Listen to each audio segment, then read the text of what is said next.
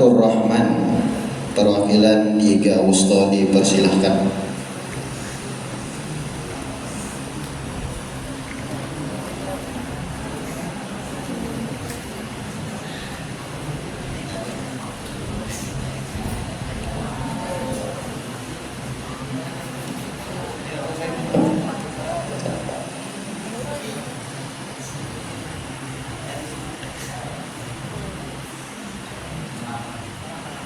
Ya, silakan. Assalamualaikum warahmatullahi wabarakatuh.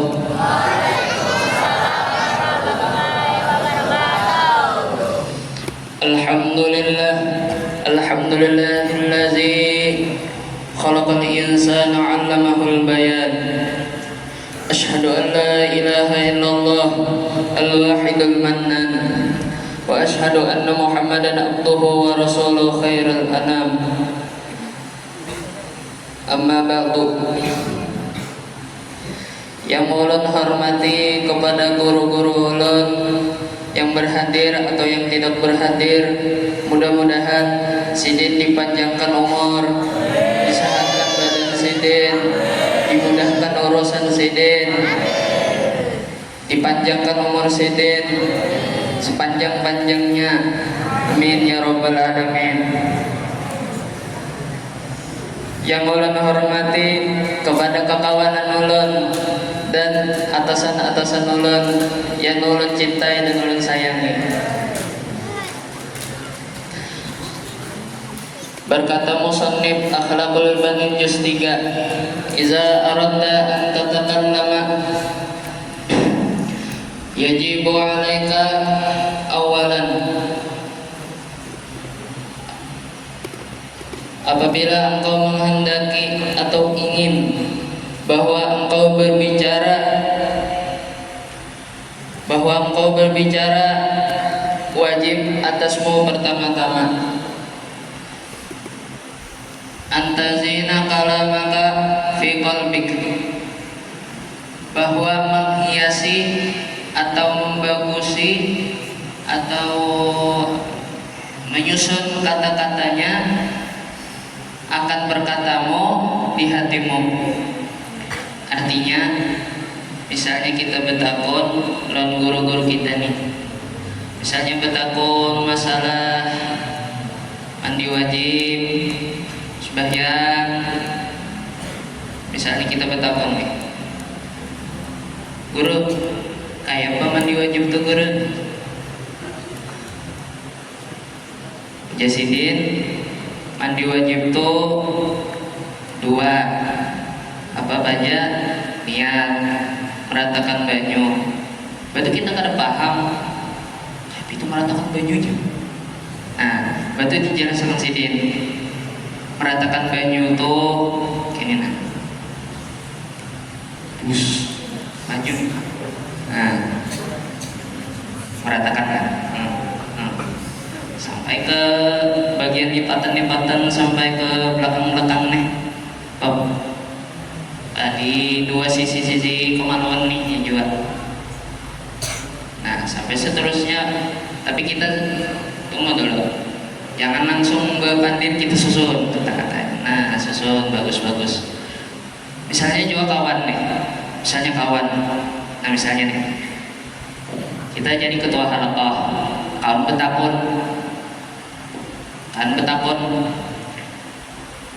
Misalnya siapa ya? Kawan kita Haidar tuh, misal aja. Kawan kita Haidar, ulun betakun sama kawan kita Haidar aja kita. Mandi wajib tuh kayak pegeran, atau syarat sholat tuh kayak pegeran. Dia jelaskan misalnya mandi wajib tadi. Mandi wajib tuh ya, niat tuh kayak apa aja. Kalau sepanjang-panjang gitu, saja aku mandi wajib karena dah. Jangan panjang-panjang aja. Jangan misalnya nih kita berdua, sikong sekalinya empat di meringkas lagi, kita paham sekalinya. Apa maksud Haidar? Sikong tadi mah nih, mau mutasakan pandiran Haidar. mau tesakan pandiran Haidar tadi kita kada paham ya beringkas kata-kata Haidar tadi mai Haidar nah ya masa gimana Haidar kada nyaman lawan orang tadi soalnya tinggal menyelesaikan orang tadi sampai tutup batu tungtung menjauhi orang tadi ya Haidar paham lah kada ya. Nah, kalau lagi jadi hanya dijelaskan Haidar rinci benar, dijelaskan Haidar rinci benar, sampainya paham, Haidar paham lah sudah, iya paham. Nah, intinya jangan kita memutuskan pandiran orang di tengah-tengah tuh, jangan malah orang kada nyaman atau menghilangkan harga diri orang lain bisa juga, janganlah. Misalnya kawan betapun masalah yang benar gurib kada tahu kayak apa ya, kayak hal-hal lain lah, kayak hal gurib kayak jarang kita dengar, kayak mayit, kayak kapal perang nih, bentuk kapal perangnya nih ratung di bawah banyu, matian orang di dalamnya kayak apa aja, memandiakan, menyembahyankannya. Nah, jadi kita jangan tunggu kawan dulu menjelaskan rinci-rincinya, jangan dipagat tengah-tengahnya bebandir. Kalau bina orang tadi itu kada paham apa aja, apa dijelaskannya nih kan tahu kok. Nah, ya.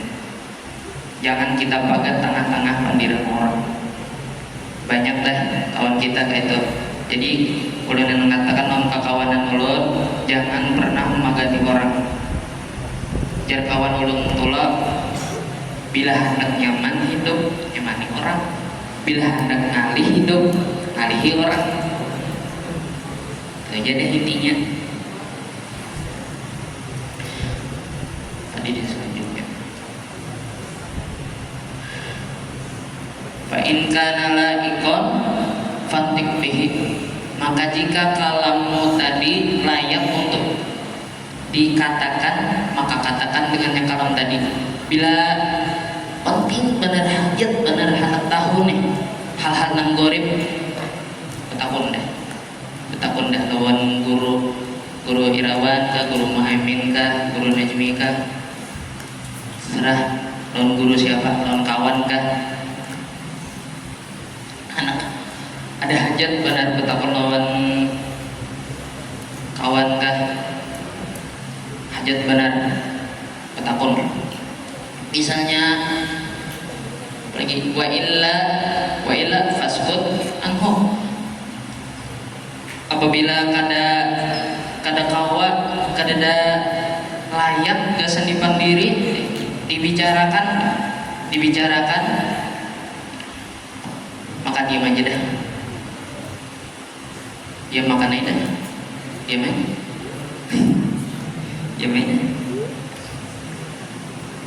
dia mikirkan seorang.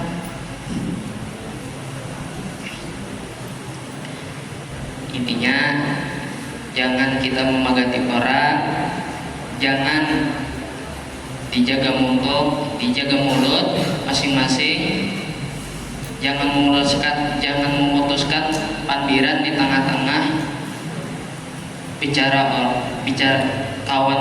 lawanan bicara. Jangan diputusi perkataan pertengahannya. Hati-hati, jangan malah orang kada nyaman, jangan menghilangkan harga diri orang lain. Itu aja ulun sampaikan. Wabillahi taufiq wal hidayah, waridha wal inayah. Wassalamualaikum warahmatullahi wabarakatuh.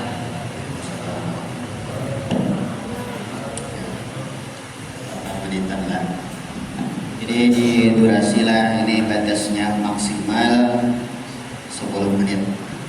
Karena bila waktunya nak habis dibadai aja. Jadi katakanlah kawan dilatih bahasa Indo supaya lebih formal. Cuma ya sudah ini boleh bahasa Benja. Dilatihlah bahasa Indo. Nah, ini 10 menit lah karena diberi kode aja bila habis waktu. Peserta selanjutnya Kipi, silahkan maju.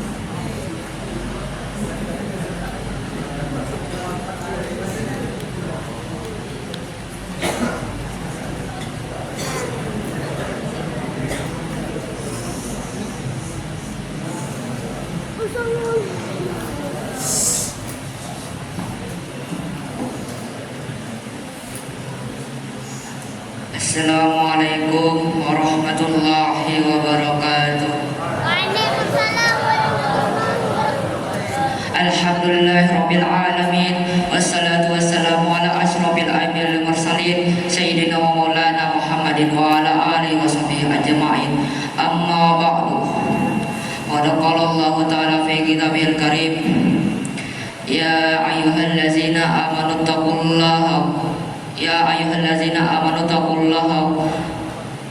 taqullaha qulu qawlan sadida yuslih a'malakum wa yaghfir lakum dzunubakum wa may yuti'illaha wa rasulahu faqad faza fawzan 'azima.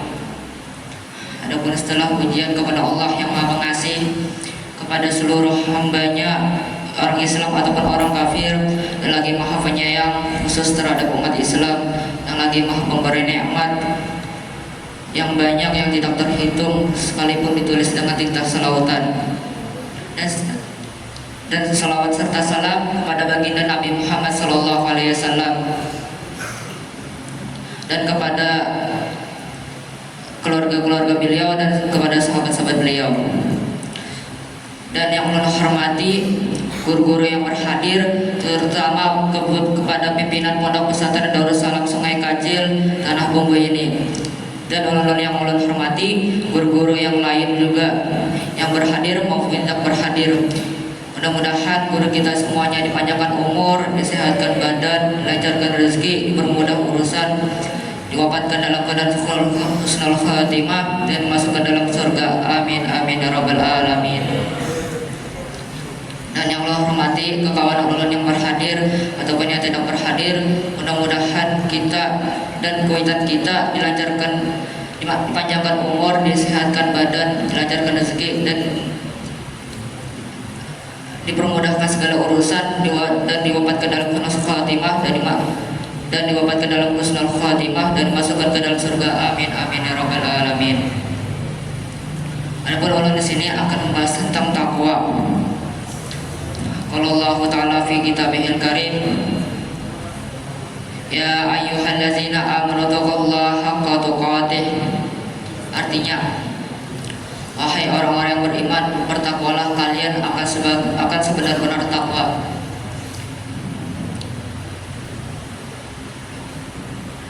Maksud sebenar-benar takwa ialah mematuhi perintah Allah Ta'ala dan menjauhi larangan Allah Ta'ala, yaitu tidak bermaksiat kepada Allah dan selalu beribadah kepada Allah Ta'ala,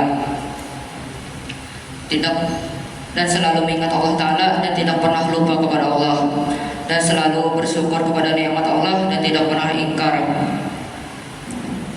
Dan sampai-sampai sahabat Nabi Muhammad SAW kakinya bengkak dan luka-luka karena meningkatkan ibadah mereka karena perintah Allah Ta'ala. Lalu ayat yang terdahulu tadi itu dinasah dengan ayat yang akan datang. Kalau Allah Ta'ala fi kitabil karim, fattaqullaha mastata'tum. Artinya, bertakwalah kalian apa yang sanggup oleh kalian. Untung saja ayat yang terdahulu dinasah karena Allah ingin meringankan akan hamba-hambanya, dan Islam tujuannya untuk memudahkan umat-umat Nabi.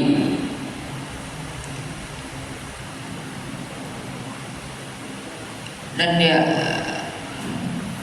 di antara mematuhi perintah Allah Ta'ala ialah salat, puasa, zakat, naik haji bagi yang mampu,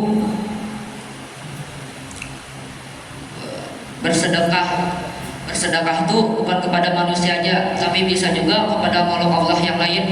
Contohnya hewan seperti kucing bersedekah dengan ikan ataupun ayam ataupun tulang-tulang,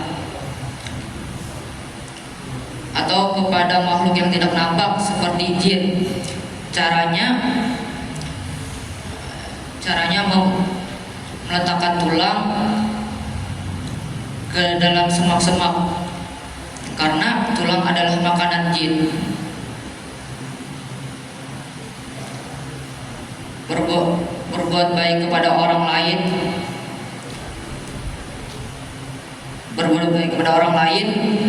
misalnya tidak bisa juga berbuat baik kepada orang lain, maka jangan merepotkan orang lain atau mengganggu orang lain.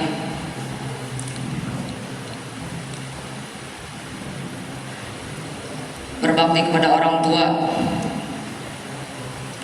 dan diantara menjauhi larangan Allah Ta'ala ialah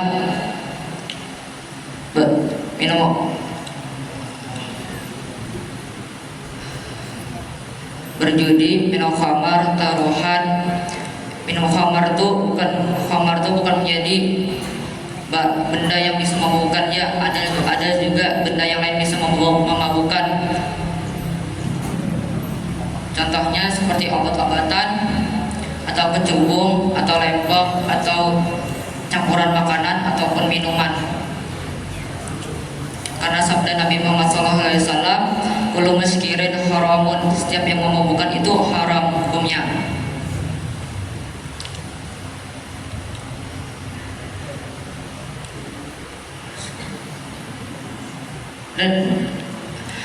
Dan adapun setelah itu ialah zina, dan pacaran itu termasuk zina. Kama qala Nabi sallallahu alaihi wasallam, kutiba ala ibni adama nasibuhu minaz zina bahwa mudrikun zalika la muhalata al ainani zinahuma an-nazaru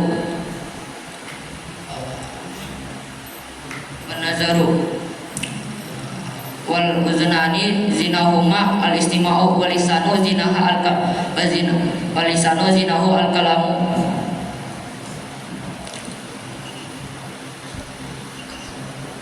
wal yadu zinahu al badsu wariju zinahu al khuta wal qalbu yahwa yatamanna wa yusaddiqu al farju zalika al farju aw yukazibuhu. Artinya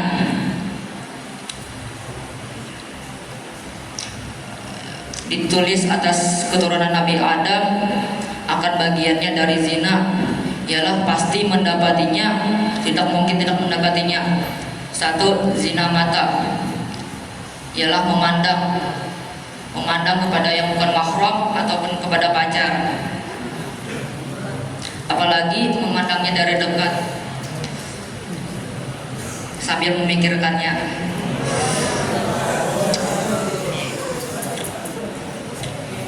Zina telinga ialah mendengar, maksudnya mendengar suaranya dengan ada syahwat atau mendengarkan suaranya yang dilembut-lembutkan. Zina lisan ialah berbicara, seperti ia berbicara dengan pacarnya, membahas masa depan atau membahas kira mulai anak berapa, berumah di mana, kira nama anak siapa, misalnya lakian siapa, misalnya binian siapa.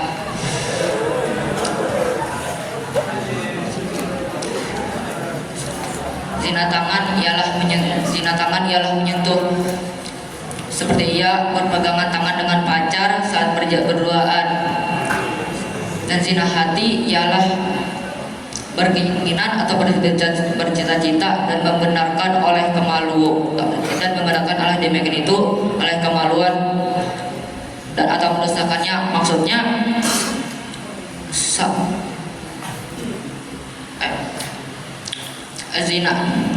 zina kaki ialah berjalan berduaan dengannya.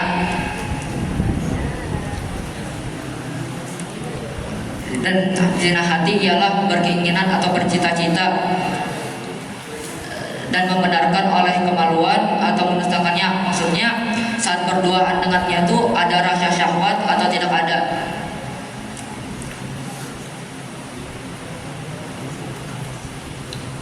Dan betul, setelah itu ghibah. Dan sampai sini aja yang Allah sampaikan. Dan apabila ada salah perkataan dari ulun, itu datang dari ulun sendiri. Dan apabila ada perkataan yang benar, itu datang dari Allah Ta'ala. Billahi taufiq wal hidayah. Assalamualaikum warahmatullahi wabarakatuh. Jadi pas 10 menit.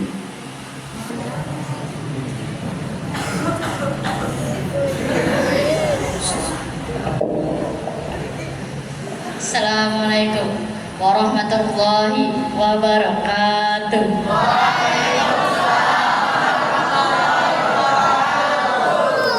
Alhamdulillah, alhamdulillahilladzi arsala rasulahu bil huda wa dinil haq yuzhiru 'alad din walau karihal kafirun. Wa asyhadu an la ilaha illallah wahdahu la syarikalah wa asyhadu anna Muhammadan abduhu wa rasuluh. Amma ba'du. Adapun selawat serta salam yang kita curahkan kepada baginda besar kita Nabi Muhammad SAW, dan tidak lupa puji syukur kita atas hadirat Allah Subhanahu wa taala. Dan juga kepada guru-guru yang kami hormati, yang berhadir maupun tidak berhadir, ghafarallahu dzunubahum wa satarallahu uyubahum. Ada pula kepada kawan-kawan ulun yang seberatan, alhamdulillah kau berhadir di sini dalam rangka merayakan kemerdekaan Indonesia tanggal 17 Agustus 2024. Tanpa banyak basa-basi lagi, ulun akan menyampaikan pidato ulun yang berjudul cobaan-cobaan yang diberikan oleh Allah kepada Nabi Muhammad dan kasih sayang Nabi Muhammad kepada umat Sidin, dan siapa caranya kita segan menghargai Sidin. Adapun cobaan yang pertama yang Nabi Muhammad alami ialah meninggalnya ibunda Sidin ketika beliau berumur 2 bulan. 2 bulan di dalam kandungan.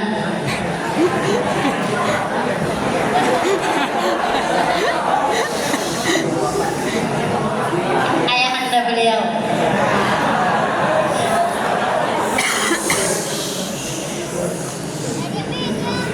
Banpen bayangkan alam 2 bulan di dalam kandungan. Abah Banpen ini meninggal sudah diwafatkan Allah Ta'ala. Melihat mga Sidin kadeda, melihat Sidin tokor yang kadeda, melihat hendak begendongan Sidin kadeda, asa hendak dia begendong, mana abah kita nak kadeda. Rasakan aja apa yang dirasakan Nabi Muhammad tuh, bayangkan aja tak, dan dirasakan bang. Habis itu cobaan Nabi Muhammad yang kedua tuh pas Sidin umur 6 tahun, diwafatkan pula ibunda beliau. Hikmah daripada meninggalnya kedua orang tua beliau ini supaya Sidin ini kada bergantung kepada sesuatu apapun kecuali Allah. Ada pula cobaan Nabi Muhammad yang ketiga nih, ketika Sidin hendak ke Taif, 60 mil Sidin berjalan, Sidin menyuruh orang-orang yang Sidin lewati perkampungan perdesaan untuk menyuruh ke agama Islam. Dan daripada 60 mil perjalanan itu ada satu orang pun yang hendak mengumpati ajaran yang diajarkan Nabi Muhammad. 60 mil perjalanan, bayangkan aja, lapah kada? Lapah loh. Pas sudah sampainya di Taif, andaikah ditawari makanan, minuman apa kayak itu, ini kada disambut dengan kada baik, dilempari batu, diludahi, ya loh.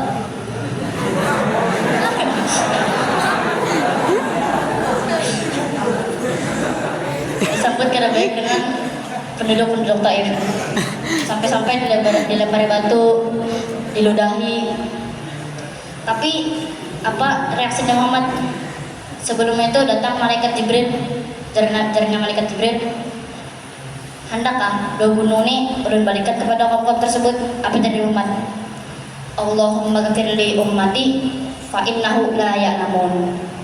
Ya Allah, ampunilah umatku bahwasanya mereka tidak mengetahui. Itulah Nabi Muhammad sabar orangnya. Itu sudah sebagai dalil sudah bahwa menunjukkan bahwa Nabi Muhammad sabar. Jangan kita ngalah, seandainya seandainya kita nih disambati kayak itu, disambati abahin, apalagi sampai dilempari batu, kadang kali kelas aku itu dilempari batu wara, disambati wara, belum lagi sampai dilempari diludahi. Itulah sabar bareng sama Nabi Muhammad nih. Habis itu pulang, Nabi Muhammad nih mencintai banget umat sidin. Apa contohnya beliau mencintai umat sidin? Ketika di padang mahsyar beliau ada sebuah kaum yang ingin mencari syafaat. Sebuah kaum ini mendatangi mulai daripada Nabi Adam sampai Nabi Isa. Mereka meminta syafaat, satu rasul pun tidak ada yang ingin memberinya. Sampai ke Nabi Isa, mereka bertanya, wahai Nabi Allah, wahai Rasulullah, berikanlah kami syafaat. Dan Nabi Isa tidak. Habis itu sebuah kaum ini mendatangi Nabi Muhammad. Dan sebuah kaum ini tadi itu, wahai Nabi Muhammad, berikanlah kami syafaat. Dan Nabi Muhammad apa? Ana laha, aku yang akan memberikannya syafaat. Lalu Nabi Muhammad memintakan izin dan berdoa kepada Allah sampai tersujud. Habis itu habis itu Allah berfirman, angkatlah kepalamu. Dan Allah, kul yusma, katakanlah akan didengarkan. Sal yu'ta, berikanlah maka akan diberi. Washfa'tu syafa', mintakanlah pertolongan dan akan diberikan pertolongan. Habis itu kata Nabi Muhammad, ya Rabbi ummati, wahai Tuhanku, umatku. Bukan bayangkan seseorang nabi yang paling mulia, yang paling mulia akhlaknya, yang bujur mulia di hadapan Allah sudah bersujud di hadapan Tuhannya seolah-olah orang tidak berdaya. Segan siapa? Segan umat sidin. Itu tanda kasih sayang sidin kepada umat sidin. Nah, tanda kasih sayang sidin ini kadang menjadi petunjuk segan bangka menghargai sidin. Kurang apalagi beliau sudah sampai tersujud-sujud di hadapan Allah untuk memberikan syafaat. Dan bukan kami kada tahu sadar diri gitu kah, tetap dia menggawi maksiat. Sidin sampai bersujud di hadapan Allah Ta'ala segan memberikan syafaat. Itu ada pula di surah At-Duha ayat kelima, wala sawfa yu'tika rabbuka fatarda, dan selagi akan memberikan akan engkau oleh Tuhanmu maka engkau ridho atau senang. Di dalam tafsirnya Nabi Muhammad mengatakan qala Rasulullah SAW, ana la arda wahidun min ummati finnar. Jikalau begitu aku tidak ridho satu pun dari umatku di dalam neraka. Sampai-sampai sidin kada ridho satu pun dari umat sidin itu masuk neraka. Itu tandanya Nabi Muhammad sayang kepada kita. Jadi buat kamu sadar supaya buat kamu kada menggawi maksiat.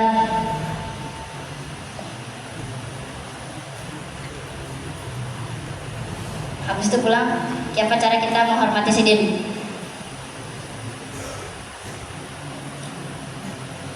Apa kita cara menghormati sidin? Dengan cara bersolawat kepada sidin. Salah satu contoh menghormati sidin juga supaya kita ingat Rasulullah Nabi Muhammad SAW.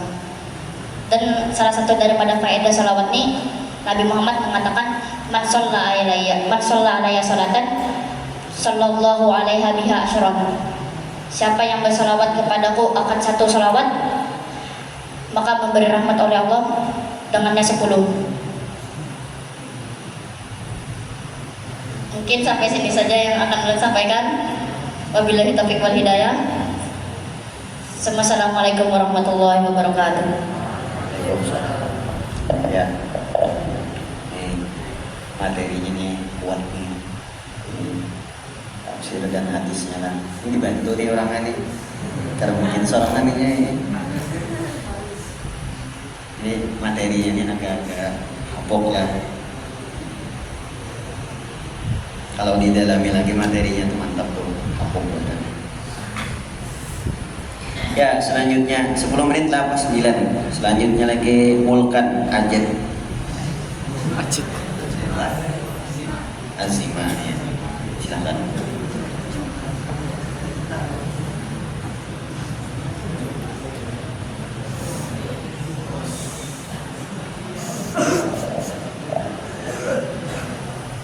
Bismillahirrahmanirrahim. Assalamualaikum warahmatullahi wabarakatuh.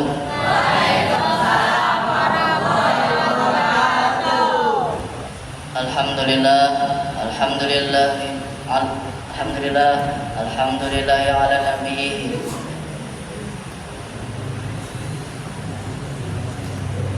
Alhamdulillah, alhamdulillahillah.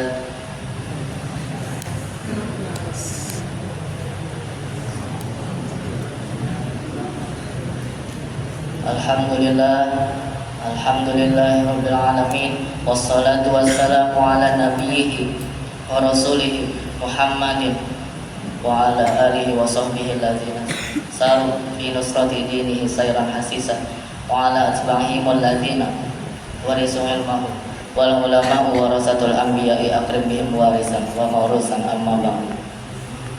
Adapun setelah salawat serta salam yang kita curahkan kepada junjungan kita Nabi besar Muhammad sallallahu alaihi wasallam dan memuji kepada Tuhan. Tentu saya berterima kasih kepada guru-guru yang saya hormati karena telah berhadir ke acara ini, terlebih khusus kepada guru pimpinan pendiri Pondok Pesantren Darussalam Tanah Bumbu. Dan saya juga berterima kasih kepada teman-teman yang berhadir kepada acara ini. Semoga Allah memudahkan segala urusan kita dunia maupun akhirat, dan semoga Allah meridhai kita. Amin amin ya rabbal alamin.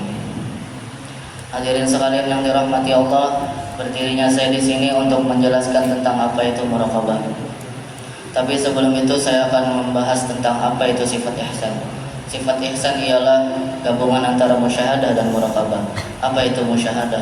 Musyahadah ialah anta'budallaha ka'annaka tarahu, yang artinya bahwa engkau menyembah Allah seakan-akan engkau melihat Allah. Dan apa itu muraqabah?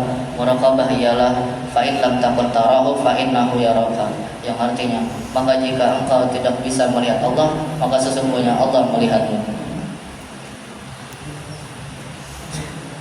Jadi apabila kita beribadah, kita harus membayangkan sesungguhnya Allah melihat kita. Dan jika kita tidak bisa membayangkannya, maka sesungguhnya Allah melihat kita. Sebagaimana telah berfirman Allah Ta'ala di dalam kitab suci Al-Quran yang berbunyi, A'udzubillahi minasyaitonirrajim, Bismillahirrahmanirrahim. Wa huwa ma'akum aina ma kuntum wallahu bima ta'maluna basir, yang artinya, dan Dia bersama kamu di mana saja kamu berada, dan Allah Maha melihat apa yang kamu kerjakan. Quran surah Al-Hadid ayat keempat. Jadi kesimpulan yang kita bisa ambil dari ayat ini ialah sesungguhnya kita tidak akan terlepas dalam pengawasan Allah, karena sesungguhnya Allah Maha melihat. Dan terdapat dalam ayat yang lain yang berbunyi, A'udzubillahi minasyaitonirrajim, Bismillahirrahmanirrahim. Innallaha la yakhfa 'alaihi syai'un fil ardi wala fis sama'i, yang artinya bagi Allah tidak ada satupun yang tersembunyi di bumi dan di langit. Jadi kesimpulannya, Allah mengetahui akan hal gaib di bumi dan di langit. Dan terdapat dalam suatu kisah yang berkaitan dengan muraqabah. Pada suatu hari ada seorang guru yang memiliki beberapa murid, dan guru tersebut menginginkan bahwa memuji akan para muridnya dengan memberikan masing-masing dari mereka akan 1 ekor ayam. Kemudian guru tersebut mengumpulkan akan para muridnya di suatu tempat. Kemudian guru itu berkata, "Wahai muridku, aku akan memberikan kalian masing-masing akan 1 ekor ayam. Kemudian potonglah akan ayam tersebut di mana orang lain tidak bisa melihatnya." Kemudian keesokan harinya datanglah para murid dengan berbagai tempat memotong. Ada yang memotongnya di bawah tendon, ada yang memotongnya di belakang gawang, ada juga yang memotongnya di atas atap. Kemudian yang terakhir guru itu berkata, "Wahai muridku, apakah kamu telah memotong akan ayam yang telah aku suruh kepadamu?" Jawaban muridnya, "Tidak, saya tidak memotongnya." "Kenapa? Apakah itu termasuk membangkang kepada guru?" Jadi jawaban muridnya, "Karena sesungguhnya kamu menyuruh ulun memotong ayam ini di mana orang lain tidak bisa melihat ulun memotongnya. Jadi sesungguhnya ulun tidak memotongnya karena Allah Maha melihat." Dan selanjutnya saya akan membahas tentang kegunaan muraqabah. Kegunaan muraqabah ialah apabila kita malas atau kita melakukan maksiat, maka ingatlah muraqabah. Dan cara muraqabah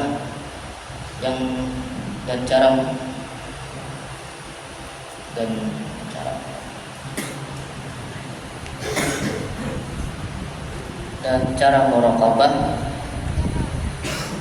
akan saya sebutkan sebagiannya. Yang pertama ialah ingatlah sesungguhnya Allah Maha melihat dan Maha mendengar, dan Allah mengetahui akan apa yang tersembunyi dari dirimu dan apa yang nampak dari dirimu. Yang kedua, ingatlah akan dua malaikat yang mulia yang berada di kanan dan kiri, dan nama malaikatnya ialah malaikat Raqib dan Atid. Yang ketiga, ingatlah akan dekatnya kematian, karena sesungguhnya kematian ialah paling dekat dengan sesuatu yang gaib. Dan buatlah takut akan dirimu dengan datangnya kematian dengan secara tiba-tiba. Dan yang keempat ialah ingatlah akan janji Allah kepada orang yang mentaatinya daripada pahala yang besar, dan ingatlah akan janji Allah kepada orang yang bermaksiat kepada Allah daripada azab yang pedih. Sekian dari saya. Wabillahi taufiq wal hidayah. Wassalamualaikum warahmatullahi wabarakatuh.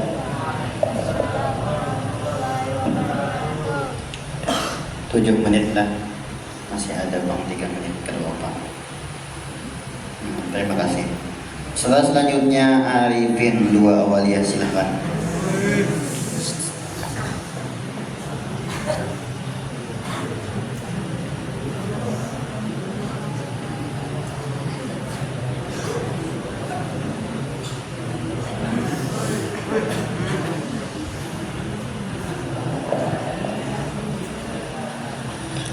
Bismillahirrahmanirrahim. Assalamualaikum warahmatullahi wabarakatuh.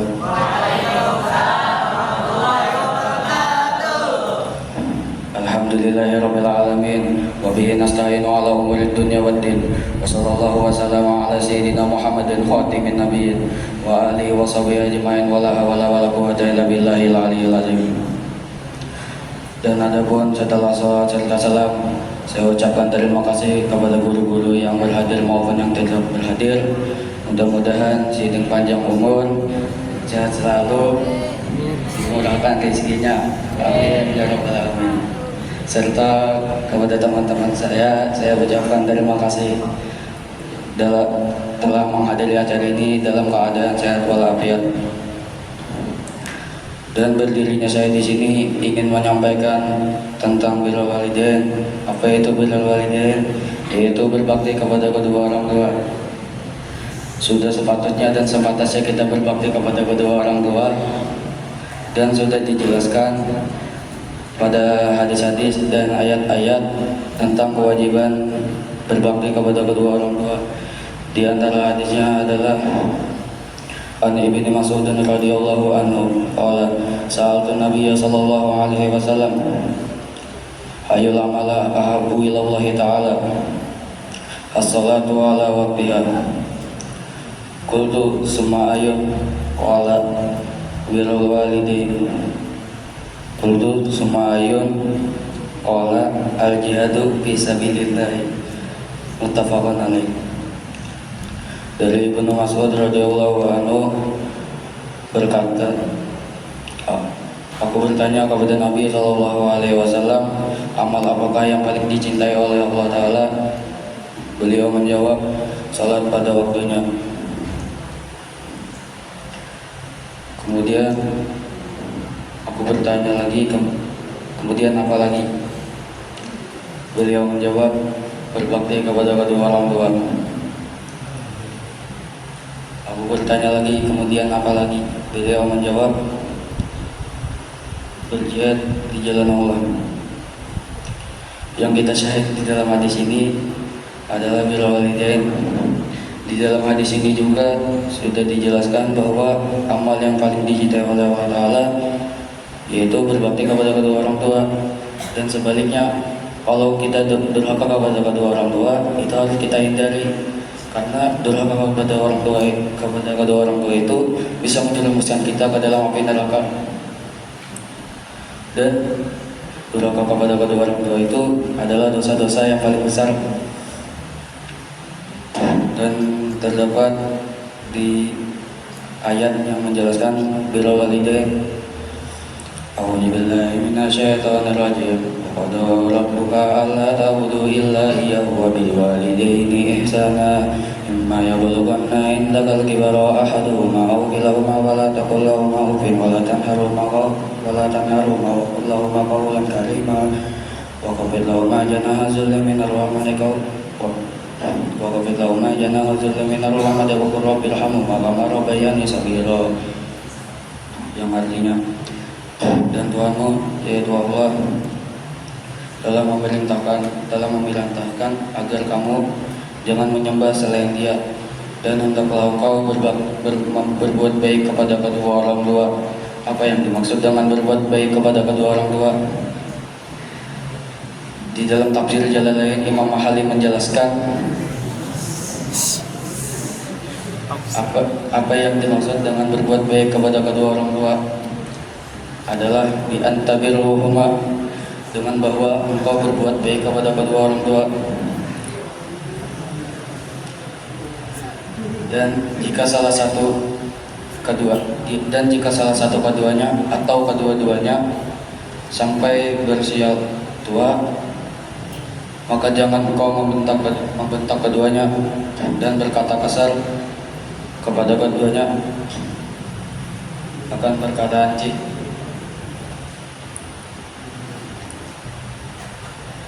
Dan hendaklah engkau mengucapkan dengan lemah lembut lagi kasih sayang, dan ucapkanlah bagimu, ya Allah ya Tuhanku, sayangilah keduanya sebagaimana keduanya mendidikku di waktu aku kecil.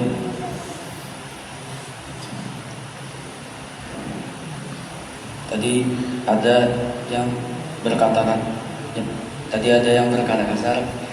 Saya ambil contoh, ada seseorang laki-laki yang sedang main HP, lalu ia ditegur oleh kedua orang tuanya, lalu ia berkata kasar.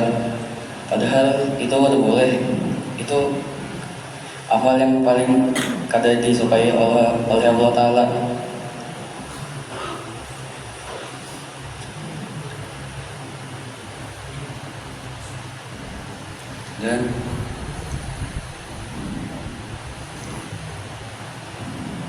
Dan juga Allah Ta'ala memerintahkan kita untuk berbakti kepada kedua orang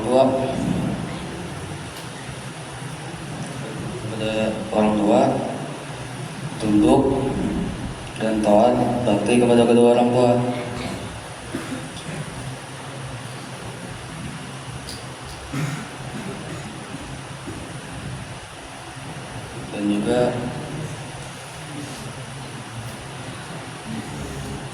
Dan juga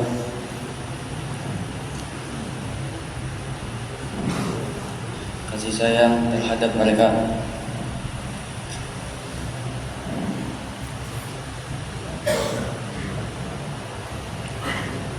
Oleh karena itu, seseorang laki-laki yang menyukai wanita itu, ia telah tahu apa itu cinta. Tapi laki-laki yang mencintai ibunya, ia telah tahu di mana letak surga berada. Dan juga laki-laki tanpa wanita itu bagaikan raja tanpa mahkota. Akan tetapi laki-laki tanpa ibunya itu bagaikan boneka tanpa pencipta. Sekian dari ulun. Amunnya ada salah hilaf mohon dimaafkan. Wabil taufiq wal hidayah. Wassalamualaikum warahmatullahi wabarakatuh. Nama ulun Muhammad Ali. Ya. Terima kasih kepada Santai Arifin. 8 menit lah. Lumayan pede orangnya. Padahal aslinya pendiam itu. Nah, ketika tampil pede nya. Nah, selanjutnya Raka Pitra. Silakan.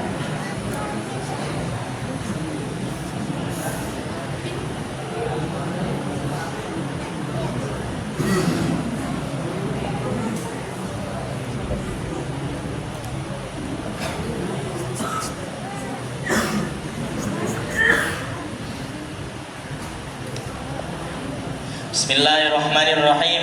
Assalamualaikum warahmatullahi wabarakatuh.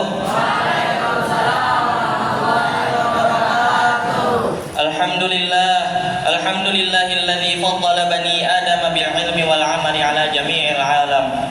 Wassalatu ala Muhammadin sayyidil arabi wal ajam wa ala alihi wa ashabihi ya nabi'il ulumi wal hikam, amma ba'du. Adapun yang saya hormati para dewan guru yang bisa berhadir atau tidak bisa berhadir, terkhususnya kepada Guru Muhammad, mudah-mudahan Allah memanjangkan umur beliau semua dan diwafatkan dalam husnul khatimah. Amin amin ya rabbal alamin. Jadi hari ini saya akan menyampaikan pidato masalah adab makan dan minum. Kenapa jadi saya menyampaikan pidato masalah adab makan dan minum? Karena makan dan minum ini termasuk kegiatan yang kita lakukan sehari-hari. Mulai dari adab makan. Adab makan itu gimana sih? Apakah kita mengomentari makanan itu dengan perkataan yang tidak layak? Bukan seperti itu adabnya. Akan tetapi yang bagusnya itu sebelum kita makan membaca doa. Tapi bagaimana seandainya kita lupa membaca doa pas awal makan? Maka membaca doanya pas di tengah-tengah makan, atau pas di akhir makan baru ingat, maka baca doanya pas di akhir makan juga. Sebagaimana kata Nabi Muhammad SAW, "Idza akala ahadukum falyadhkur ismallahi ta'ala, fa in nasiya ayyadhkur ismallahi ta'ala fi awwalihi falyaqul bismillahi awwalahu wa akhirahu." Apabila salah seorang dari kalian makan, maka hendaklah ia membaca bismillahirrahmanirrahim. Akan tetapi seandainya ia lupa membaca bismillahirrahmanirrahim di awal makan, maka hendaklah ia membaca bismillahi awwalahu wa akhirahu. Nah, apabila kita nih sedang makan, ternyata makanan itu keasinan misalnya, maka jangan kita cela makanan tadi, akan tetapi tinggalkan, beli makanan sendiri yang lebih enak. Karena Nabi kalau tidak suka, beliau tinggalkan, dan kalau Nabi suka, beliau makan. Sebagaimana ada di dalam hadis wa an Abi Hurairah radhiyallahu anhu qala ma'aba Rasulullah sallallahu alaihi wasallam ta'aman qattu in ishtahahu akalahu wa in karihahu tarakahu, muttafaqun alaih. Dan dari Abu Hurairah radhiyallahu anhu berkata, Rasulullah sallallahu alaihi wasallam tidak pernah mencela makanan, sama sekali tidak pernah. Jika beliau menyukainya, beliau makan, dan jika beliau tidak menyukainya, beliau tinggalkan. Hadis riwayat Imam Bukhari dan Muslim. Dan kalau makan itu disunahkan makan pakai tangan kanan, jangan tangan kiri. Masa makan pakai tangan kiri dan beristinja pakai tangan kiri juga? Nabi kalau makan itu pakai tangan kanan dan beristinja pakai tangan kiri. Sebagaimana ada di dalam hadis wa an Aisyah radhiyallahu anha qalat kanat yadu Rasulillah sallallahu alaihi wasallam al-yumna li dhuhuri wa ta'amih wa kanat yaduhul yusra li khala'i wa ma kana min adam. Dan dari Sayyidah Aisyah radhiyallahu anha berkata, adalah tangan kanan Nabi Muhammad sallallahu alaihi wasallam yaitu untuk bersuci dan makan, dan adalah tangan kiri Nabi Muhammad sallallahu alaihi wasallam yaitu untuk membuang hajat dan untuk membersihkan kotorannya.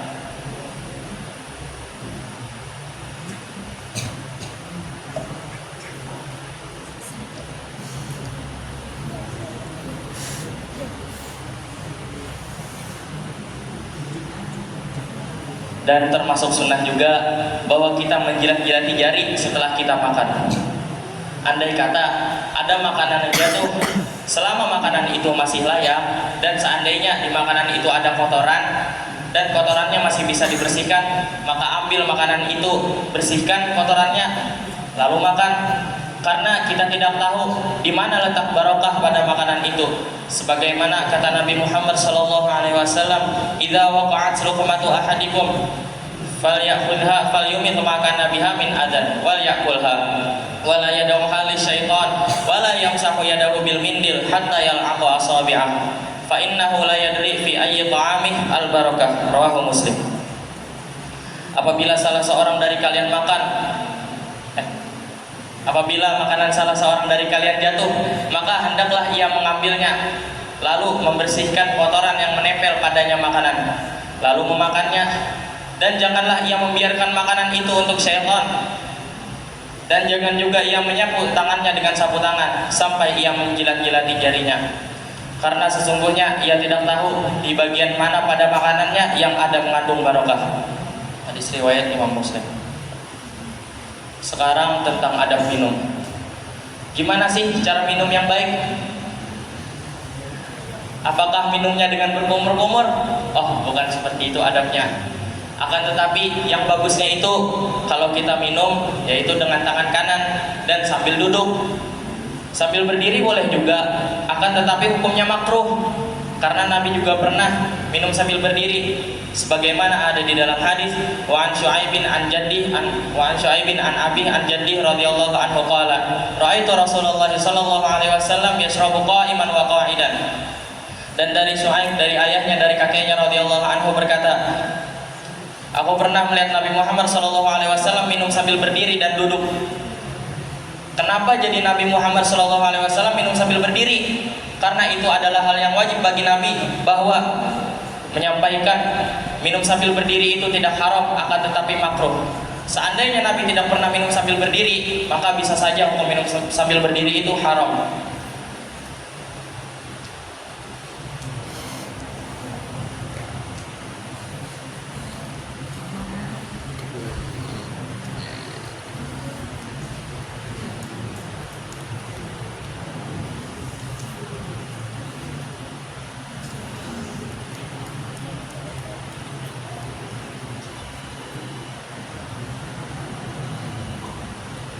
Mungkin sampai sini saja muhadharah yang bisa saya sampaikan. Mudah-mudahan kita yang ada di sini dimatikan dalam husnul khatimah dan dikumpulkan di surga Allah bersama para rasul-rasulnya, wali-walinya, dan para nabi-nabinya. Idza malaktumul baita fahris ghayatal hirasah. Idza wujida fi kalami khata'un fasta'ifu ghayatal istighfafi. Apabila kalian memiliki rumah, maka jagalah dengan sebenar-benarnya. Apabila di perkataan ulun ada memiliki salah, maka ulun minta maaf sebesar-besarnya. Wabillahi taufiq wal hidayah wa ridha wal inayah. Wassalamualaikum warahmatullahi wabarakatuh. Waalaikumsalam warahmatullahi wabarakatuh. Pantun yang di bahasa Arab kan. Ya, peserta selanjutnya ini perwakilan dua ustaz Muhammad Fadil, silakan.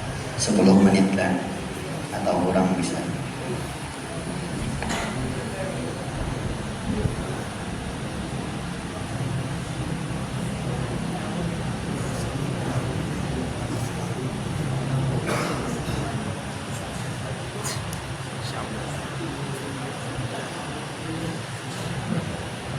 Assalamualaikum warahmatullahi wabarakatuh. Bismillahirrahmanirrahim. Alhamdulillahilladzi anzala ala abdihil kitaba wa lam yaj'al lahu iwaja. Assalatu wassalamu ala asrafil anbiya'i wal mursalin sayyidina wa maulana Muhammadin, amma ba'd.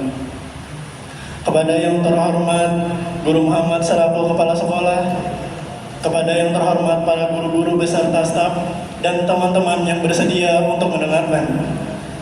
Terima kasih kepada para hadirin yang berada di sini karena telah bersedia untuk mendengarkan muhadharah yang akan saya sampaikan berikut.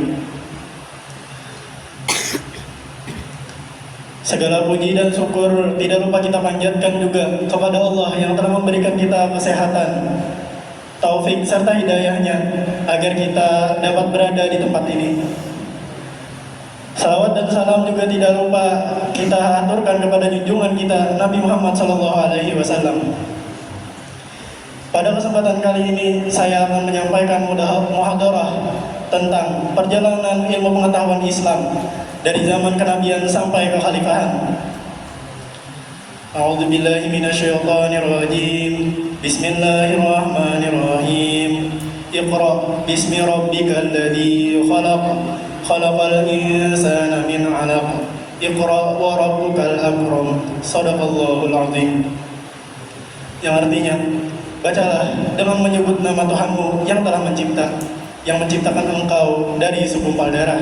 Bacalah, dan Tuhanmu itulah yang maha mulia. Dari ayat tersebut tentunya kita dapat memahami bahwasanya Islam mendirikan agamanya tidak hanya dari asas yang 5, tetapi tentunya dengan berdasarkan pemikiran yang luas dan pengetahuan yang mendalam.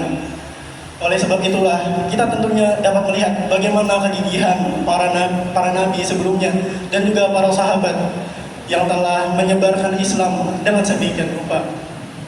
Kegigihan tersebut kita dapat lihat dari para sahabat yang bagaimana mereka menuntut ilmu sedalam-dalamnya memperdalam agama Islam. Nabi Muhammad sendiri juga tentunya menganjurkan kita untuk menuntut ilmu serta bertafakur selalu. Di antara hadisnya adalah utlubul ilma walau kana bisin, dan juga seperti fikratu sa'atin khairum min ibadati alfi sanatin, yang artinya tuntutlah ilmu walaupun sampai ke negeri Cina, dan berpikir sesaat itu lebih baik daripada beribadah 1000 tahun. Setelah yang demikian itu, setelah Nabi Muhammad membangun asas yang kuat untuk agama Islam, selanjutnya setelah wafatnya beliau pada 632 Masehi, Islam tetap melanjutkan perjalanan ilmu pengetahuan Islam, tentunya memperluas cakupannya tidak hanya untuk ilmu spiritual dan ketuhanan saja, tetapi juga mencakup ilmu-ilmu yang lain, misalnya astrologi, astronomi, kimia, sains, bahkan sampai filsafat. Tentunya dari ilmu-ilmu tersebut kita dapat mengambil banyak pelajaran. Selain untuk Islam sendiri, kita juga dapat bermanfaat bagi yang lain. Mengamalkan hadis Nabi, khairun nasi anfa'uhum linnas, sebaik-baik manusia adalah yang bermanfaat bagi yang lainnya. Oleh sebab itulah dari berbagai macam ilmu pengetahuan itu kita dapat melihat bagaimana kegigihan mereka untuk menjadikan Islam berada di masa keemasannya. Kita dapat melihat beberapa tokoh yang sangat berpengaruh pada masa itu. Misalnya Al-Khawarizmi, misalnya juga Ibnu Al-Haytham, Ibnu Rus, Jalaluddin Rumi, dan salah satu yang paling akrab kita kenal adalah Imam Al-Ghazali. Mereka ini berhasil membawa Islam kepada kemajuannya pada masa itu, menjadikan Islam pada masa itu berada di tingkat yang berbeda daripada negara lainnya. Bahkan sampai-sampai Eropa pada masa itu masih berada di kegelapan, sedangkan Islam sudah menjadi yang paling atas dalam taraf keilmuannya. Selain itu, pemerintah pada masa itu juga membantu perkembangan ilmu pengetahuan. Misalnya dari pembangunan Baitul Hikmah pada 782 Masehi oleh Khalifah Harun al-Rasyid. Oleh sebab itulah pada saat itu Baitul Hikmah dijadikan sebagai simbol keemasan Islam, menjadikan Islam begitu maju selain daripada ilmu pengetahuan Islam dalam agama saja. Islam pada masa itu juga memulai gebrakan besar untuk teknologi di masa depan. Contohnya di masa sekarang, kita dapat mengenal secara nyata bagaimanakah hasil daripada penelitian-penelitian pada masa itu. Contohnya Ibnu Al-Haytham yang mencetuskan teori awal lens optik yang sekarang telah kita kenal sebagai kamera, yang kita pergunakan untuk mengabadikan suatu momen bahkan sampai keindahan ciptaan Tuhan. Selain daripada itu, kita juga melihat bagaimana perkembangan moral mereka bersosialisasi dengan baik dengan tatanan yang telah diciptakan oleh Quran. Selain itu, kita juga melihat bagaimanakah ilmu pengetahuan mendatangkan manfaat. Selain daripada manfaat, tentunya ilmu pengetahuan yang banyak dari luar itu juga menghasilkan banyak tantangan. Salah satunya budaya Yunani klasik yang dibawakan kepada Islam pada masa itu, yakni tentang perdebatan. Imam Ghazali dalam beberapa kitabnya pernah menyinggung perihal ini. Beliau menilai perdebatan dalam Yunani terlalu kontradiktif untuk Islam karena tidak sesuai nilai-nilai yang ada. Setelah kemajuan-kemajuan yang banyak ini, kita tentunya tidak hanya perlu mengembangkan ilmu pengetahuan secara otak dan logika, tetapi tentunya kita juga harus mengembangkan moral kita dalam bermasyarakat. Di dalam Islam sendiri kita dapat melihat berbagai macam contoh untuk bagaimana sifat tercela dapat menjatuhkan kita daripada keberhasilan kita. Salah satu contoh yang paling sering kita dengar adalah bagaimana iblis jatuh dari tatanya sebagai malaikat yang paling mempunyai kredibilitas tinggi di sisi Tuhannya. Iblis pada masa itu adalah seorang malaikat yang sangat dicintai oleh Tuhannya, tetapi karena kesombongannya akhirnya dia jatuh dan kehilangan tahtanya sehingga sekarang menjadi iblis yang terkutuk. Beberapa ayat Quran juga menyampaikan yang sedemikian rupa itu untuk menganjurkan kita tidak bersifat sombong dan untuk berendah hati.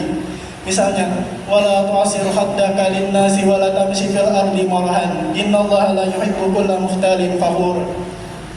Janganlah engkau memalingkan wajahmu daripada manusia dan janganlah engkau berjalan di bumi dengan sombong.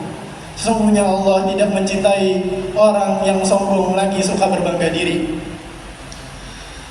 Jadi setelah itu diharapkan bagi para santri agar dapat mencontoh nilai-nilai yang telah kita dapat dari kisah tadi untuk kegigihan serta dapat membuka pemikiran kita untuk berbagai ilmu pengetahuan di luar Islam. Selain daripada itu, kita juga harus bersifat sabar dan rendah hati. Setelah kemajuan Islam yang kita lihat tadi, masa-masa keemasan mereka, sampailah pada 1250 Masehi Islam mengalami kejatuhannya karena konflik internal maupun eksternal yang menjerumuskan mereka ke dalam kegagalan mereka. Dari sini Tuhan kembali mengingatkan kita bahwa tiada keindahan dan kecemerlangan yang abadi selain zatnya. Nampaknya hanya sekian yang dapat saya sampaikan. Mohon maaf apabila ada salah.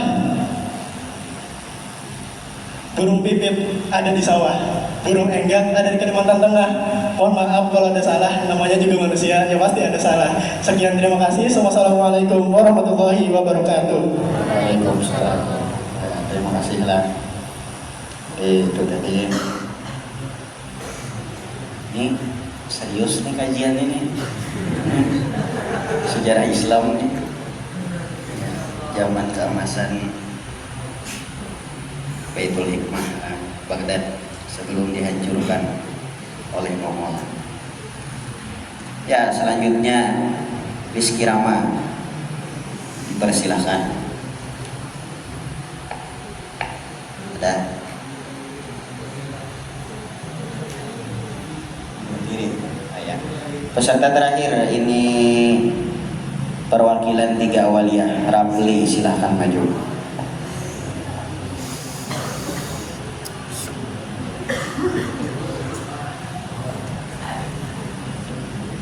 Assalamualaikum warahmatullahi wabarakatuh. Alhamdulillahi muhazzabil a'lam. Wassalatu wassalamu ala abdali khalqi alaihi wa ala alihi wa sahbihi ila yaumil qalam. Amma ba'd. Dan setelah salawat serta salam semoga selalu tercurahkan kepada baginda kita Nabi besar Muhammad Sallallahu Alaihi Wasallam dan kepada para keluarganya dan para sahabat-sahabat beliau. Tak lupa kita bersyukur atas nikmat kesehatan yang Tuhan berikan kepada kita sehingga berkumpulnya kita di acara kali ini. Dan kepada seluruh dewan guru, dan tidak lupa kita hormati kepada seluruh dewan guru yang berhadir maupun yang tidak bisa berhadir. Semoga Allah selalu memanjangkan umur beliau dan memberikan beliau rezeki yang halal dan thayyiban dan dimudahkan segala urusan dunia dan akhirat. Dan dan kepada seluruh teman-teman saya yang menghormati, semoga kita di sini mudah mendapat ilmu yang bermanfaat atas pidato saya kali ini. Berdirinya ulun di sini untuk menyampaikan akhlak Rasulullah SAW dalam kehidupan sehari-hari. An Aisyah radhiyallahu anha qalat lam yakun Rasulullah sallallahu alaihi wasallam fahisan mutafaisan wala sakhaban bil aswaqi wala yajibi sayyiati sayyiat walakin yafu wa yasbau. Dan daripada Sayyidah Aisyah radhiyallahu anha berkata, ya, Rasulullah sallallahu alaihi wasallam bukan orang yang keji dan tidak pernah membiarkan kekejian. Di sini kalau kita melihat orang yang berbuat kekejian, kalau awak kita menagur. Kalau menagur itu kalau awak pakai tangan, kalau ada pakai lisan, kalau ada pakai hati. Pakai hati ini paling rendahnya iman.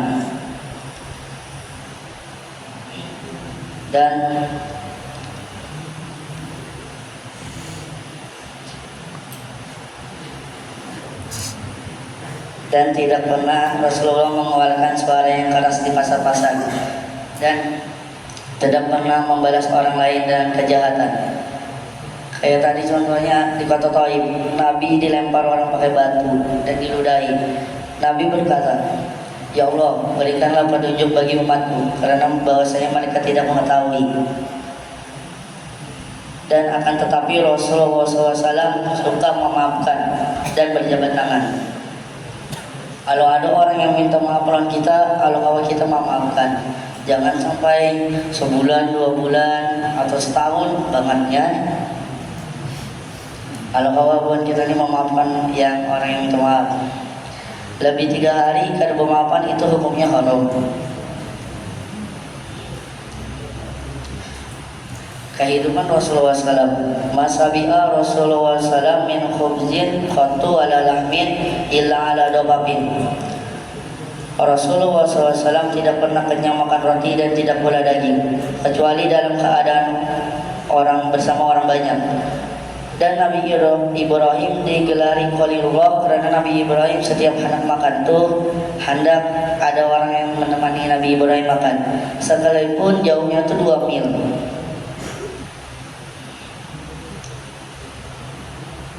Sifat tawadunya Rasulullah SAW, karena Rasulullah SAW ya'udul marido wa yasadu zanaiza wa yarkabul himara wa yujibu da'watul abdi. Rasulullah SAW selalu mengunjungi orang yang sakit dan melayat jenazah dan mengendari keledai dan menerima undangan walaupun dari hamba saya. Rasulullah SAW suka menerima undangan daripada hamba saya, karena bahwasanya orang yang pakai masjid ini sudah sulit-sulit membuat undangan, masa Nabi kadang menerima. Nah itulah karena sifatnya Rasulullah ini sangat penyayang.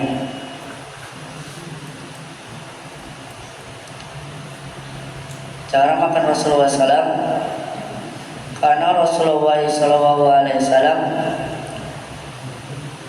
yaqulu bi ashabi salasi wa yalhaqahunna, adalah Rasulullah SAW makan dengan 3 jarinya, dan apabila Nabi telah selesai, Nabi menjilati jari-jarinya.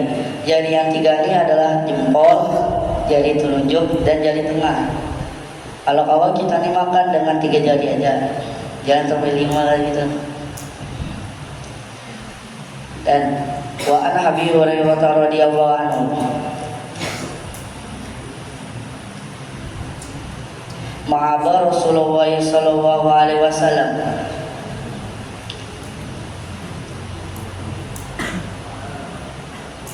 ta'aman qattu wa in istahu akalahu wa in karihahu tarakahu. Dan daripada Abi Hurairah apabila pada Abi Hurairah radhiyallahu anhu, sesungguhnya Nabi tidak pernah mencela makanan sekalipun. Jika Nabi ingin memakannya, jika Nabi menginginkannya, niscaya Nabi memakannya. Dan jika Nabi tidak menyukai, niscaya Nabi meninggalkannya. Kalau aceh catering ini maulah ini nah. Iwakarin, kalau ada hendak makan, jangan disambat makanannya. Apa ini iwakarin terus dia?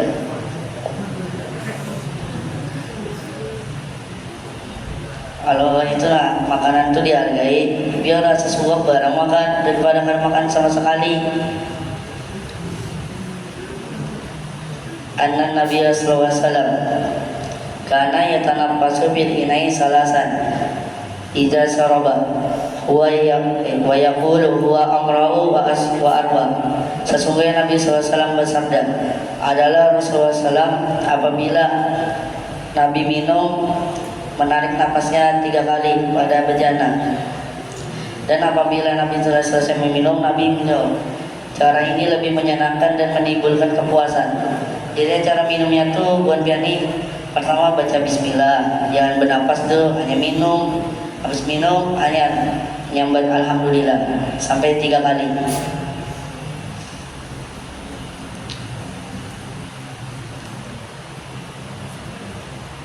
Wa an Abdullah bin Haris radhiyallahu anhu qala kana Rasul inna ahadan aksara tabassuman min Rasulillahi sallallahu alaihi wasallam.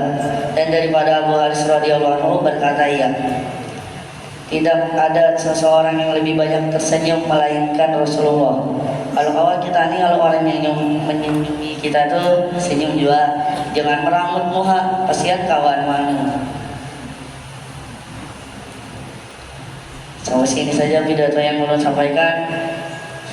Wabillahi taufiq wal hidayah. Wassalamualaikum warahmatullahi wabarakatuh.